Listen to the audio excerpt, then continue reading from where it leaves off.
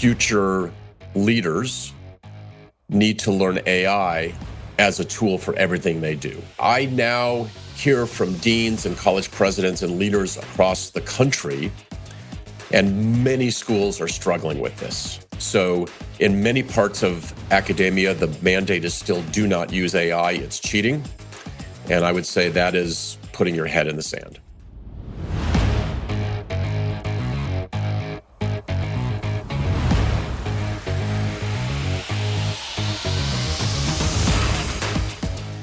Good morning, good afternoon, or good evening, depending on where you're listening. Welcome to AI and the Future of Work. I'm your host, Dan Turchin, CEO of PeopleRain, the AI platform for IT and HR employee service. Our community is growing thanks to all of you, our loyal listeners. As I hope you know by now, we launched a newsletter recently. It includes some fun facts and clips that don't always make it into the weekly episode. I encourage you to click on the link in the show notes, register for that newsletter, and join us for additional content there. We learn from AI thought leaders weekly on this show. The added bonus, of course, you get one AI fun fact each week. Today's fun fact comes from Jonathan Ford, who writes in Penn State Online about a cheat-a-thon contest the university launched to explore AI's strengths and flaws in higher ed. The Center for Socially Responsible AI at Penn State is offering $10,000 in prizes, challenging faculty and staff across the nation to explore the boundaries of generative AI in academia. Here's how it works. University faculty around the country can submit questions from their exams, projects, or assignments that would be difficult for students to answer using generative AI tools like ChatGPT and Gemini. Questions can come from any subject at the undergrad or grad level. Along with each question they submit, they must provide the ideal answer that would get full points. University students then select a question submitted by faculty, and they may not use other tools like online libraries, search engines, or Wikipedia, but they can use generative AI. The student responses are compared to the answers from the faculty, and prizes are awarded from that. My commentary, I applaud the creativity and self-awareness here. The students will use AI to improve the quality of their output, whether or not it's encouraged. Using AI doesn't need to compromise the learning experience. Today's students will also be expected to augment their work product with AI in the, quote, real world. The wrong approach is naively expecting tone-deaf bans on AI to work in academia. The right approach is embracing AI in academia, like we're embracing it in industry and everywhere else. This is very germane to the topic we'll be discussing today. And of course, we'll link to the full article in the show notes. Now, shifting to this week's amazing conversation, I've been looking forward to this one. Today's guest is no stranger to anyone in the worlds of private equity, public service, or philanthropy, and perhaps podcasting as well. He needs no introduction, but I'll introduce Dave Marchick anyway. Had a distinguished career as an attorney, businessman, academic, and diplomat. He was recently named Dean of American University's Kogod School of Business. For 12 years prior to that, he was managing director at the Carlyle Group, one of the world's largest private equity firms. He served on the firm's management committee and helped drive Carlyle's sustainability and diversity initiatives, and was part of the team that successfully took Carlyle public in the government sector. Mr. Marchick has served in the Biden and the Clinton administrations, including as the senior appointee at the Development Finance Corporation, along with leadership roles at the State Department, Commerce Department, as well as the White House. Mr. Marchick launched a podcast called Transition Lab, and he co-authored the book called The Peaceful Transition of Power, an Oral History of Presidential Transitions. Mr. Marchick holds a law degree from George Washington University, a master's in public affairs from the LBJ School of Public Affairs at the University of Texas at Austin, Hook'em Horns, and a BA from the University of California at San Diego, go Tritons. And without further ado, Dave, it's my pleasure to welcome you to AI and the Future of Work. Let's get started by having you share a bit more about that illustrious background and how you got into the space. Thanks so much, Dan. Thanks for hosting me, and congrats on everything that you've done, including this podcast with over 1 million listeners and bringing just incredible conversations about AI to the masses. And I listen and I'm a fan, and it's a privilege to be on. So I'm kind of an accidental dean. I don't have an academic background. I don't have a PhD. I tell people I was the top third of the bottom half of my class as a student. I was not a perfect student, but I had a great and fun, successful business career. And I found myself kind of retired at age 52 and was kind of finished with that commercial phase of my life, and wanted to pivot into doing something that was mission oriented and in service of others. And I found myself teaching at the Tuck School of Business at Dartmouth and working on the transition. And then AU approached me, and I live a mile away from American University. And I thought it would be both fun, interesting, and educational for me to try to learn how to be a dean and to take the skills that I learned in the private sector into the academic world and try to take a business school to the next level and support the next generation of leaders. And so here I am, and I'm having a fun time. What was more challenging for you, going from the public sector to private equity or private equity to academia? Such different domains, all of them. So I would say that I've applied the same skills to each of the different domains, which are leadership skills, communication skills, branding, positioning, and being excellent at process management, driving teams of people towards a goal. And I've never been the smartest person in the world, but I've rumored that I've been someone who surrounds myself with people that are smarter and could listen to them and then enable them. So I would say in academia, what I've found is the same skills apply to academia in terms of leadership, communication, positioning. The challenge is academia moves very, very slowly. It's tradition-based, and I've had to learn a lot, but I've also, I think, been able to bring a sense of urgency and opportunity to the business school, and we'll talk about that today with AI. So I think each of my different phases of my career has brought different challenges, but I've applied the same kind of toolkit to each of the challenges and then adapted in different ways. In the opener, I talked about, call it the challenging relationship that academia has with AI. Now that you're the dean of the business school, Kogod, American University, what's Dave Marchick's perspective on AI in academia? Friend or foe? I think it's a little of both, but it's akin to when the calculator was created and professors or teachers of math said, do not use the calculator because you're not going to learn math. Or when Excel became ubiquitous and professors would say, don't use Excel because you're going to lose your ability to enter data into a ledger.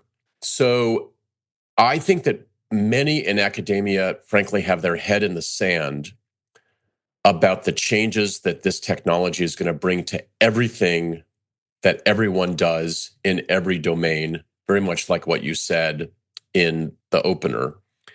And that we need to embrace it and understand both the strengths and the weaknesses of AI, and the challenges it's going to bring. But in the workforce, students who will become graduates will be expected to be fluent in AI applications in whatever they do. And so, we are delivering essentially two products in academia. We're delivering knowledge to students and learners throughout their lifetime. And then we're producing knowledge to the masses through research and scholarship and the traditional scholarship that faculty produce. In terms of student learnings, our job is to prepare students to be better when they graduate, to have productive and fulfilling, interesting lives. And in the same way that someone needs to read and write and be a good communicator, future leaders need to learn AI as a tool for everything they do.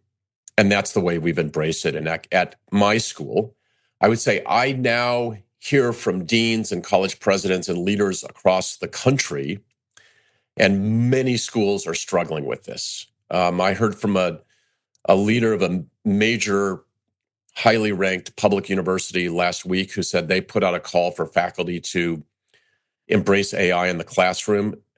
And this is a large public university. They got one faculty to say, I'm charging ahead. So in many parts of academia, the mandate is still do not use AI. It's cheating. And I would say that is putting your head in the sand. We agree in that respect. And I want to know, so take us inside, the rooms where the decisions are getting made about curriculum. And you said it yourself, academia moves slowly. Presumably, a lot of your faculty are kind of set in their ways. You have the power to intervene. You clearly have an opinion. How do you navigate that conversation with faculty members who may not be ready for it? So let me tell you the story of why we did this. And this was totally accidental. And like you, Dan, in your career, you come up with an idea, but then you're running an organization and then you pivot. And so we had two speakers in the academic year 2 years ago. We had Kent Walker and Karan Bhatia from Google, who basically said AI is going to be as profound as electricity or fire. And I said, okay, maybe that's hyperbole, but let's assume it's going to be big.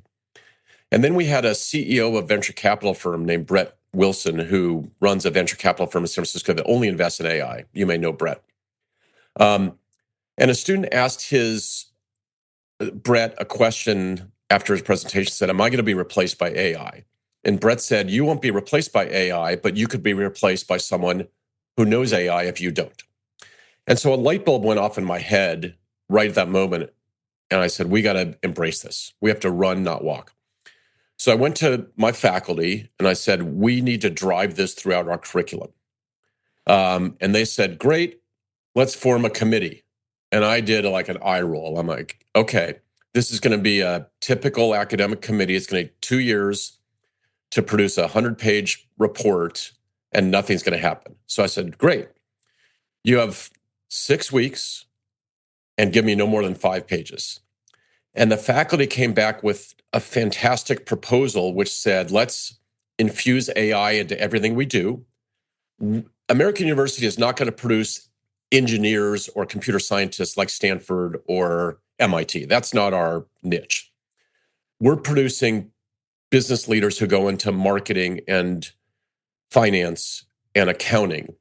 And so let's infuse AI into everything we do, starting with the first day that students come for the orientation, ending with the highest level graduate courses and everything in between. Let's have it in the undergraduate and graduate curriculum, in the core curriculum and electives. Let's create 2 types of courses, what we call SAGE courses, which are courses with at least 50% AI content, and artisan courses where there's a touch of AI. Let's train our faculty, because our faculty needs to be trained on this technology and how it applies. So we brought in private sector experts to train our faculty. And our faculty, I would say, 70 to 80% jumped at the opportunity to learn and to change. There's a certain subset that says, I've been doing what I'm doing forever, and I've been through 15 deans, and you're not going to change me. But I would say most of our faculty have run, not walked, and the impact has been fantastic. And perhaps the most important indicator of the impact is that the market has responded. So for our market, you can look at applications. So our applications were up 22% last year, and they're up 40% this year. And the questions we're getting from students and parents are, how do we learn AI in everything we do? Because that's the future. And so far, it's working.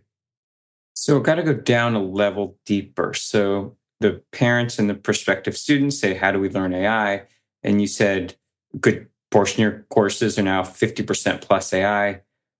There's a lot of ways that you can incorporate AI. There's everything from the math and stats that make AI work and how do neural nets work. And there's also AI can co-teach a course and author curriculum.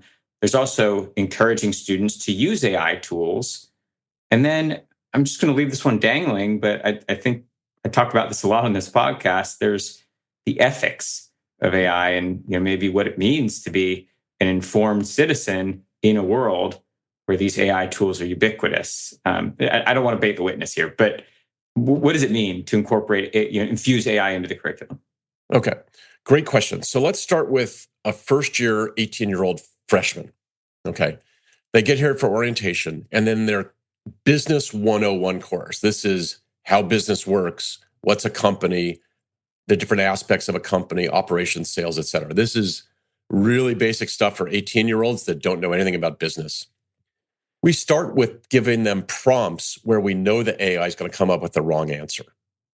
So the first thing we teach students to do is how to prompt, but then to doubt the output that AI produces.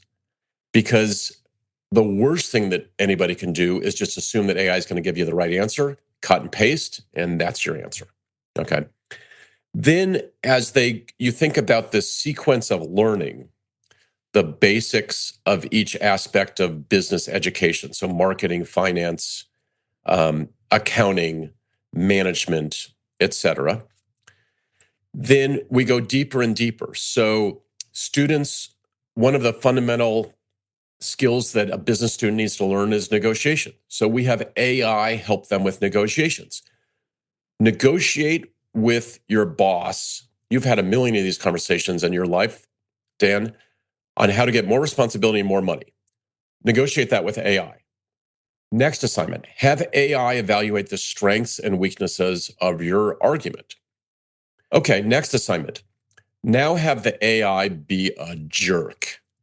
We've all had jerky bosses, and you need to learn how to deal with jerks. That's part of learning. So have the AI be a hostile boss, tell you you're dumb, that you're meaningless, that your work product is not very high, and you don't deserve a raise or more work. How do you respond to that? Have AI speak in a language that is different than yours. So we have all, those are cultural aspects. So over the life cycle of their curriculum, they learn how to underwrite an investment, how to do fundamental consumer research, how to design a marketing campaign, how to use AI for entrepreneurship ideation for ideas, and how to read a balance sheet or even write part of an S1 to take a company public. Okay. Then on top of that, we have doubled down on all the skills that AI cannot do. Because the data shows that AI will take a bottom decile writer and make them a median writer. They're not going to create a John Steinbeck, but they'll make everybody kind of okay. What AI cannot do is cannot teach you how to collaborate with a team. It can't teach you how to public speak and learn on your feet, how to make a pitch and respond to tough questions. Dan, you've taken companies public. When you go meet investors are asking you very tough questions. I'm sure that you practice and you knew the answers to every question before you went on your roadshow.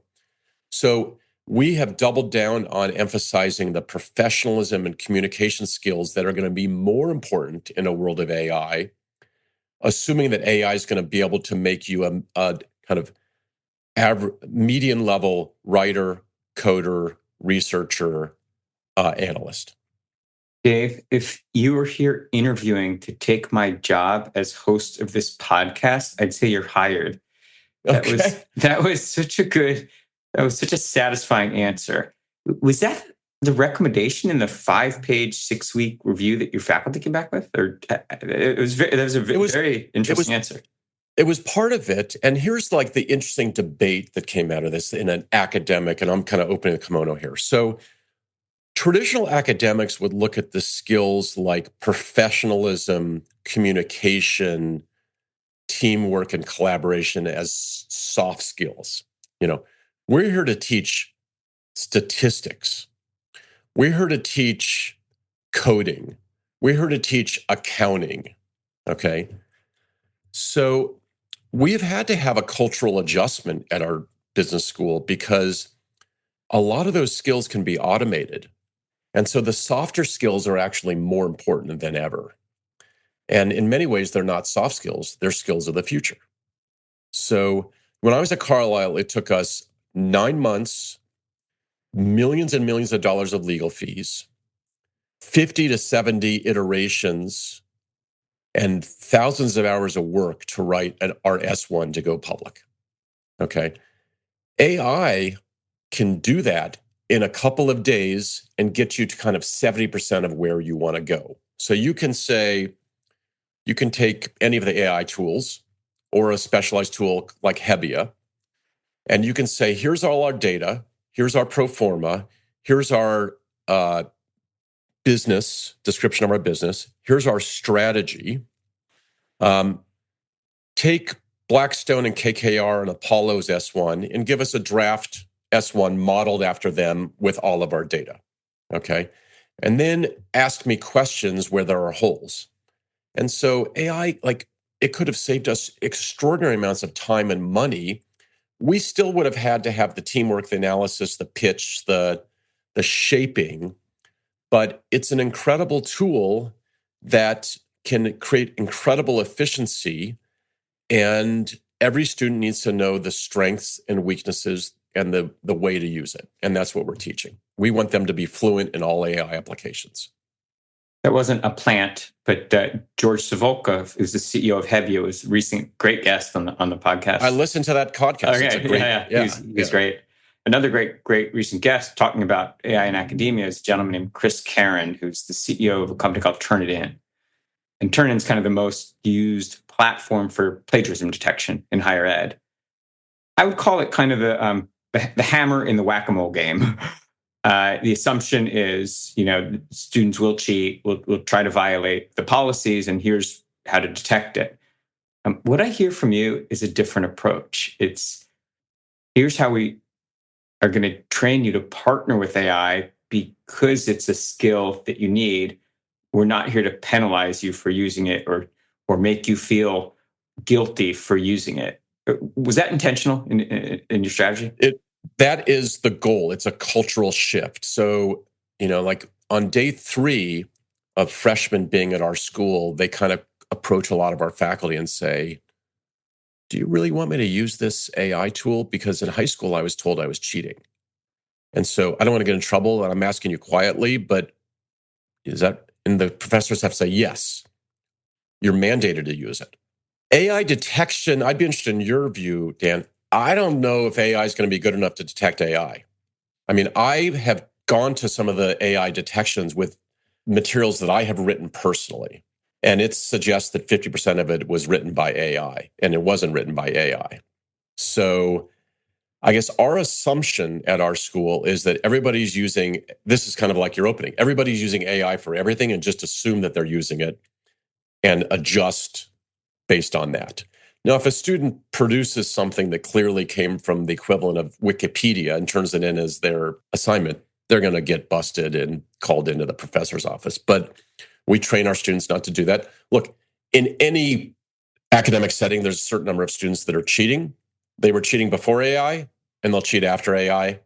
There are services all over the world for students when they write their applications to colleges where an advisor is being paid to help them. How much is the student's work? How much is the advisor's work? It's happening. AI doesn't change it. It just makes it a little easier. And we just assume that everybody's using AI for everything. If it replaces the learning process, that's bad.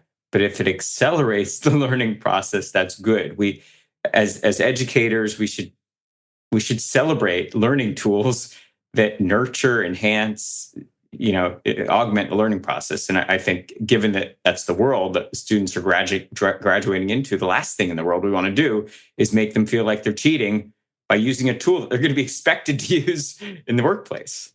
100%. And we're maybe 2 weeks away from announcing that our next phase of our AI journey is we're going to have a tool on every student's laptop, desktop, and workstation and their mobile device, which is an AI tool which will allow for kind of mini LLMs to be created for each class. It'll allow students to create their own tutors.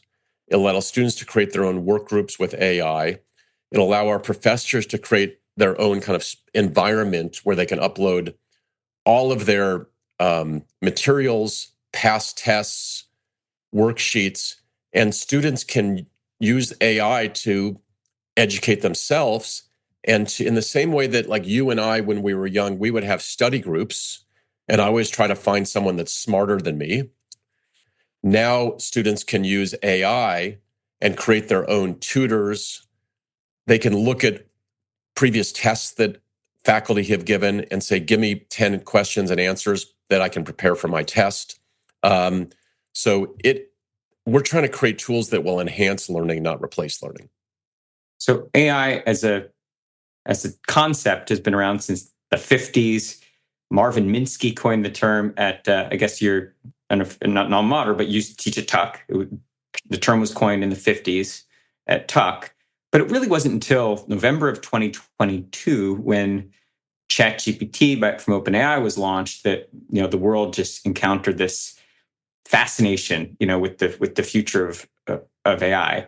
Now, if you take that 18-year-old, let's say they came in and the curriculum was available even in 2023, let's say, I don't know when it was, but presumably we're not yet at the point where a cohort of 18-year-olds has gone through a full curriculum and graduated with this set of learning techniques. How do you think about measuring, like on a longitudinal basis? Like, how are you going to know if this progressive approach to embedding AI in the curriculum is working? That is a great question. And the way I'd answer it is this: we don't know yet.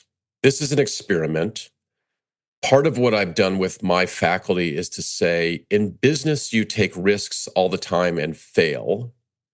And in business, you kind of make stuff up as you go along. You have a thesis, you test it, you adjust. We're doing that. So, we are 18 months into this process. We have not yet graduated one student that came in as a freshman with our new AI-infused curriculum and graduated. And we're on a journey. So, I would say, ask me in 3 or 4 years. We did engage with Google in a recent conversation and are continuing to engage with them around the exact question that that you asked. And they basically said, what you're doing is incredible. We're not seeing other schools do it. How are you measuring outcomes?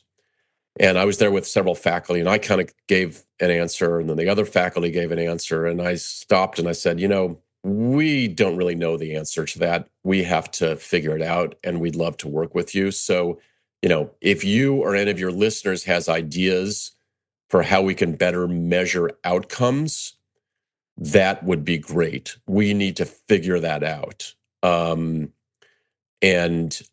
do know anecdotally that, for example, our entrepreneurship faculty are saying the quality of ideas that students are coming up with for new ideas for businesses is materially better with AI.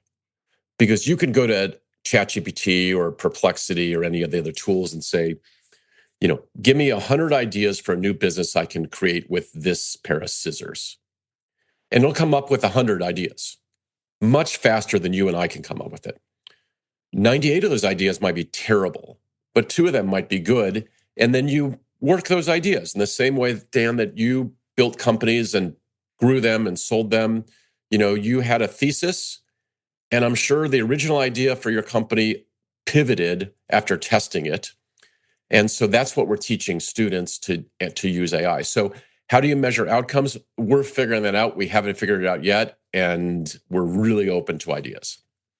Let's take the flip side of this conversation. So I think you're way ahead of where most in academia are in terms of embracing AI.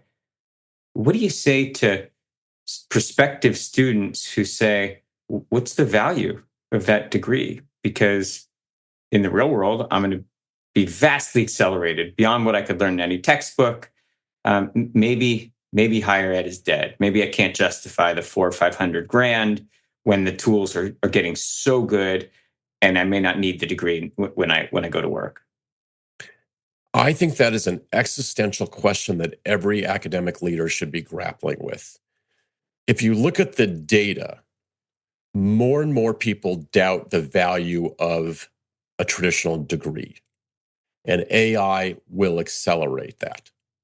So, as a business leader, Dan, you would say, okay, what do we do about this? We can improve our marketing, we can lower our price, or we can improve our product. Okay. My view and what we're trying to do at Kogod School of Business is we have to improve our product. We have to do better. We have to add more value. And in order to justify our existence and the high cost that students pay. And so far, the market is responding positively with an increase in applications, but schools are going to find themselves disintermediated. And there's already demographic pressure on universities in the United States. There's cost pressure. There's pressure among genders. So the number of males going to college is much lower than the number of females going to college. And, the Harvards and the Stanfords and others, they have market power and they're going to be fine. But somewhere schools in the bottom quartile or bottom decile in terms of value added, they're going to go out of business. Most schools don't have someone with a business sensibility who says academia is governed by market forces. And it's up to you to put a good product in the market because, you are competing with, maybe it's not going to be other higher ed institutions, maybe it's higher ed or not higher ed. I hope you get an opportunity to share that perspective. I've got 2 kids that are going to be in college soon. And certainly as a parent, Right. I'm wondering what they're going to... We're governed by supply and demand. Okay. And in an environment with lowering demand based on demographics and based on perception of value, there's going to be a flight to quality in the same way that in your businesses, there's a flight to quality.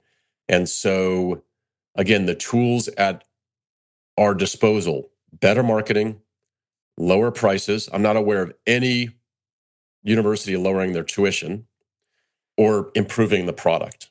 And so we are really looking inward every day saying, what can we do better to serve our students and support them? So imagine one version of the marketing pitch is if you were to put on your Carlyle Group hat and say, I'm hiring for, the best and the brightest. Come to Kogod, and here's why you'll be attractive because this is what I look for, in private industry. What is that? If you actually were to roll back the clock and you're at Carlyle, what is it about the education that you're providing students at American University that you think makes them compelling candidates? So if you think about it from a business perspective, the tools at our disposal to create better outcomes starts with faculty. Okay.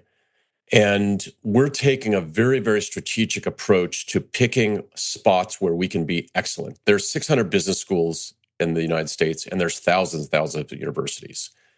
So, and there's only a few Harvard, Stanfords, and Whartons and Yales. Okay. So what I've said is we have to pick our spots to be excellent, to be truly world-class. And we're picking 3 or 4 areas where we can be among the best in the world. So those are sustainability. We have one of the best sustainability programs in the world. 8% of our investment has been in AI-related faculty. And because of our innovation, I'd say we've been able to punch above our weight in terms of attracting higher quality faculty than we normally would. Obviously, if you're an academic and you get an offer from Stanford or Harvard or Yale, you go there. That's the cream of the crop. Okay. So we're competing with Stanford, Harvard, and Yale, but we're also competing with other universities for the best quality faculty. And because of our innovation and leadership, I'd say we've been able to hire better faculty than a school like American traditionally could, and attract fantastic faculty members who are going to have a greater impact on students and also produce the scholarship that helps create knowledge and enhance our reputation. But we're being very, very strategic in allocation of capital in the way a business would, and investing in the areas of strength like a business would. Many in academia approach it as kind of, you don't want to make anybody mad, and you have to, have peace in every valley.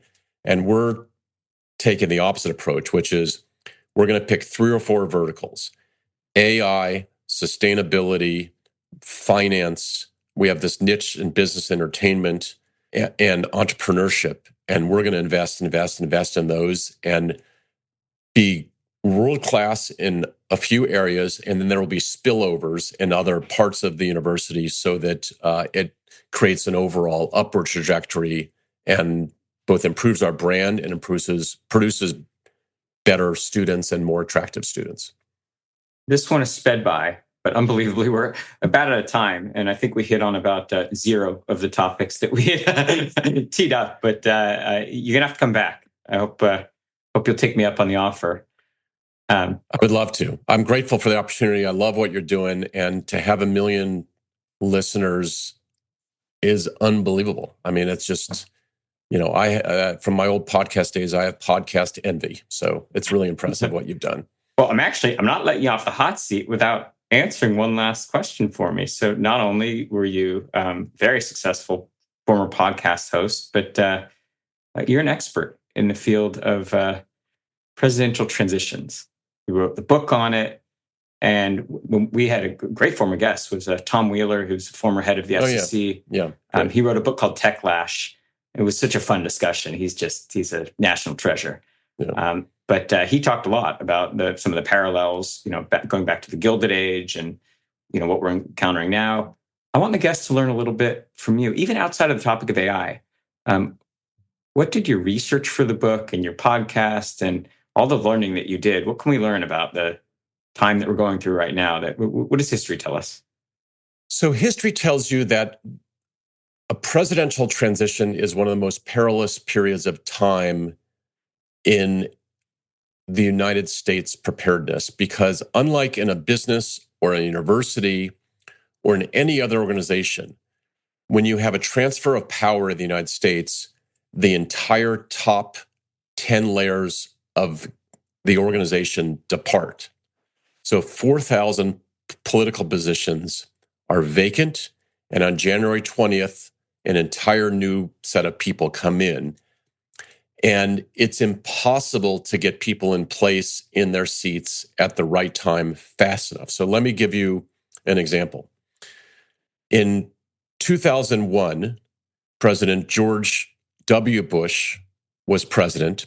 He had a shortened transition because of Bush v. Gore in Florida. So the normal presidential transition is 75 days-ish. Because of the litigation, he was not declared president until December 13th of the year 2000. So he had 35 days. 8 months after he took office, 9/11 happened. And he only had 50% of his national security team in place. And when the 9/11 Commission did its autopsy of what happened leading up to that day, and on that day, they said the fact that he did not have his whole team in place impaired our ability to respond. It didn't have an impact on preventing the tragic day, but it had an impact on our reaction time. Okay. So fast forward to 8 years later, President George W. Bush said, I don't want the next person to have what happened to me. So he rolled out the red carpet on an equal basis for the Republican nominee, who was then John McCain, and the Democratic nominee, Barack Obama. Okay. And in the fall of 2008, what happened was there was a financial crisis right at the time of the presidential election, which peaked during the transition. And George W. Bush's cooperation with Obama helped smooth the recovery, mitigate the damage, and also accelerate the recovery on the outside. We saved the auto industry. We saved a number of banks. We injected huge amounts of money into the economy as stimulus. Fast forward to the two Trump. This is not a partisan statement because I just said George W. Bush basically laid the gold standard for. Fast forward to Trump on the way in and on the way out, and then on the way in again. Those have been three of the worst presidential transitions in history and have created chaos. And so I guess the main lesson is, like any business transition, any organization transition, the transition of power in the United States is a critical period of time where continuity and effective management has a dramatic impact on the American people, and therefore it should be done well. And sometimes it is not done well, and that hurts all Americans, regardless of their political persuasion. That is fascinating. You started off with the adjective perilous, and I wasn't sure where you were going with that. And I hadn't thought about it in those terms.